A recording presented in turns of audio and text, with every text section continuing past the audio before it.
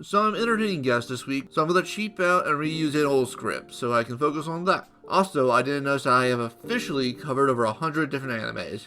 For those curious, number 100 is either Your Lie in April or How a Realist Hero Rebuilt the Kingdom, depending on whether you count Aliens vs. Ninja in that count. But to the topic of today, first up I must state that I quite enjoyed Sengoku Basara Samurai Hero on the PlayStation 3.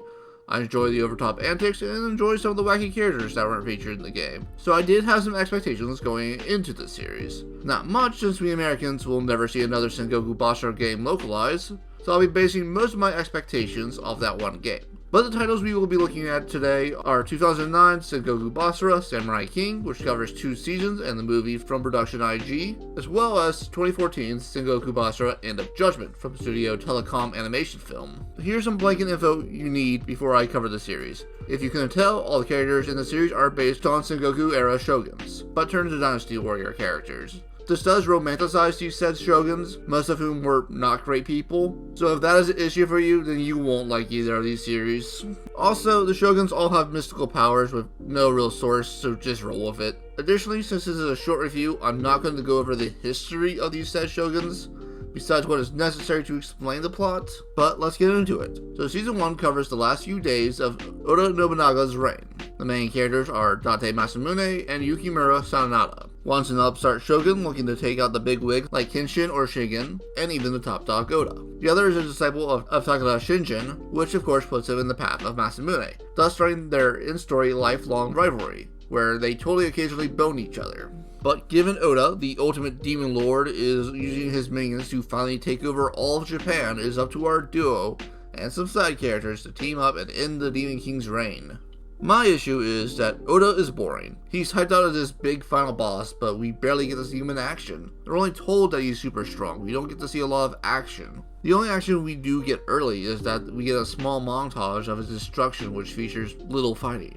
Like, I understand we need to show that his minions are a threat, but did we have to feed them Shinjin and Kenshin? I think the inverse would have been much better. Use the montage to show how Oda's minions operate, while establishing how strong Oda is by incapacitating his big 2 rivals. At least he gets a fight with Tadakatsu, but he isn't really important to our heroes. But the first season is just our heroes putting their differences aside and joining the side characters to have a super attack to destroy Oda with a few minor side plots thrown in. It does have that patented Sengoku visuals, but it doesn't have the same feel. Admittedly, that is a bit hard to quantify, but it just felt weaker than the game. But Season 2 steps it up from Season 1.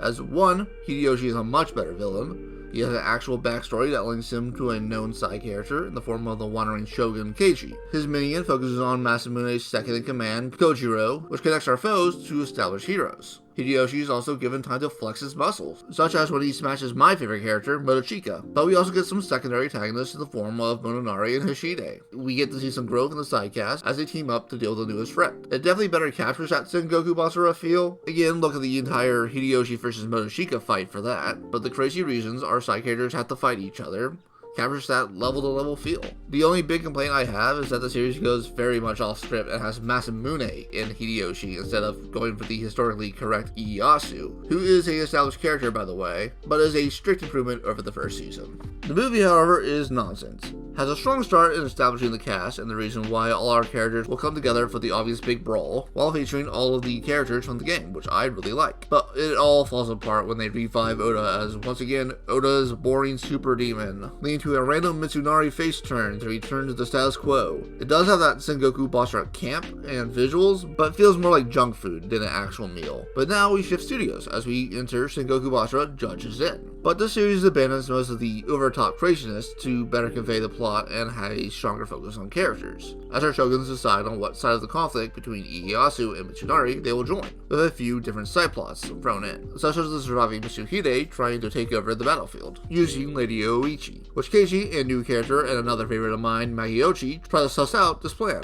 but it definitely better captures the series' characters and properly explains while each of these major players pick who they pick. The only issue is that the ending backs out of actually giving an ending, as the conflict is just put on pause, as we apparently can't end with just Ieyasu winning because of historical accuracy. Again, I know the series doesn't care all that much about historical accuracy, but you can't change one of the biggest leaders of the Sengoku era taking the throne.